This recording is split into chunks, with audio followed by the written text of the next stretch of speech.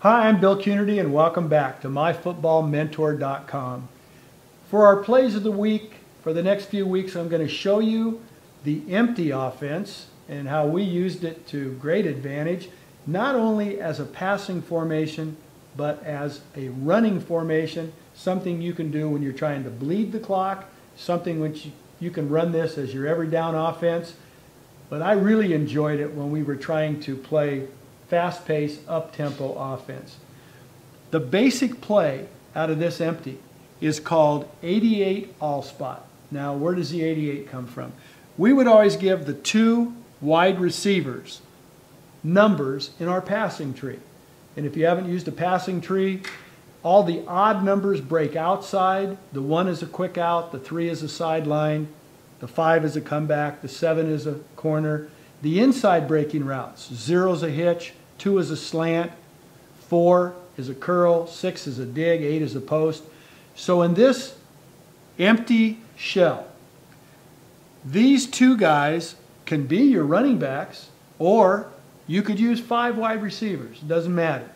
The key to this is we basically start with 88 all spot because it works against man or zone.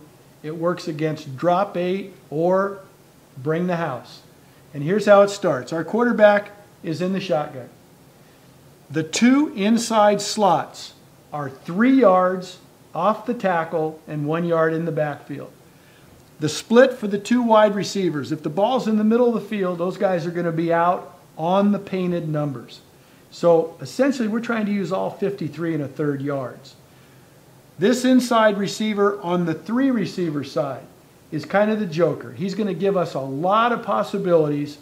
We'll use him in high-low reads, meaning we're going to put 1 receiver low on a defender and 1 behind him. And we'll use these against bracket defenses, where the defenders are 1 inside and 1 outside.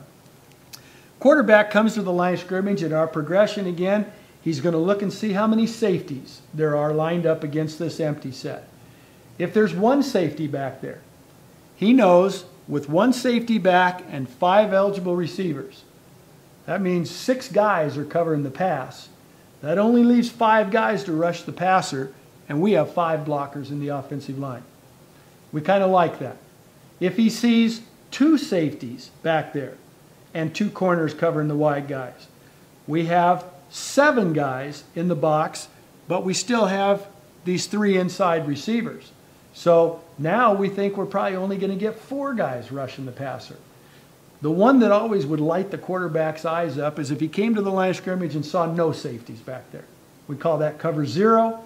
That means that they are covering our 5 receivers with 5 defensive backs, and that leaves them 6 to rush, and we only have 5 blockers.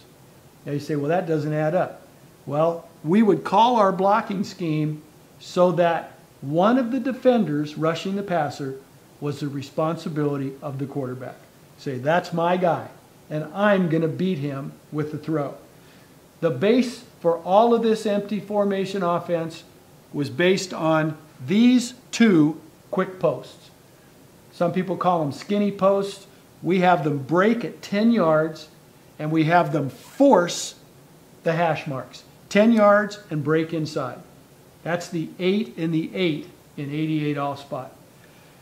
These 3 receivers run what we call spot up routes. If you're a basketball coach, this is a basketball kind of a thought. You're going to run a guy to a spot like you would on the basketball floor, and he's going to occupy that space. So the quarterback knows these 3 spot ups, and I circled those guys because I always wanted to give my quarterback the out, the shortest distance to beat a blitzing defense. This receiver, you can see his release is outside to 6 yards and sit. This receiver's release is inside to 6, and this receiver's release is outside to 6. There's a real reason behind this. I want the quarterback to know that when he catches the snap in under 1.3 seconds, he could catch the ball and throw one of these skinny posts or one of these 3 spot up routes and get the ball in the hands of one of our receivers, almost always against single coverage. If we eventually saw teams that would rush 3 and drop 8. Well, if you rush 3 and we have 5 blockers and we have 4 seconds to throw the ball, we'll find somebody. But the idea behind this as the base of the offense is the quarterback has confidence, number one, that if he hits the skinny post, it could be a home run. If they cover the post with those corners, this replacement and this replacement are great choices. If we get a blitzer from the inside, this replacement is just as good. And these for the quarterback are literally catch, bounce, throw. So we used to put a stopwatch on it in practice. We said, for the empty offense, for these routes, we need the ball to be out of your hands in 1.2 seconds. Now, I don't care who's playing defensive end. In 1.2 seconds, I don't think a guy unblocked can come off the edge and get to our quarterback before he throws it in this time frame. Now, understand that in the empty offense, you have to make those decisions like that. Remember what we talked about? Scan it. Okay, I know what they're doing. Move it. Catch the ball. Move your feet. Be ready to throw. See it. Know which guy you're going to. And stick it.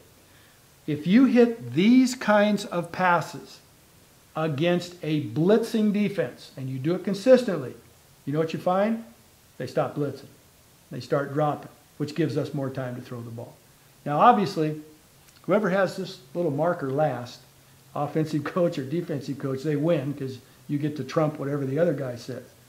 But we ran this for a couple years and had more fun than a barrel of monkeys with it. Players loved it. But remember, you'll see in future sections about the empty offense, the way we did it, these two guys were running backs. And if we felt like the defense was dropping, you would always have the ability to call that guy or that guy back into the backfield with the quarterback. Now, he could run that same spot up from the running back position. But why did we call him back here? Love to bring him back there to run draw and screen. So you've got a whole bunch of things you can do with this. It's become a very popular offense now. But empty when it goes to 5 wides, or empty when it goes back to 2 running backs, gives you a multitude of things you can do to the defense. We'll see you next time.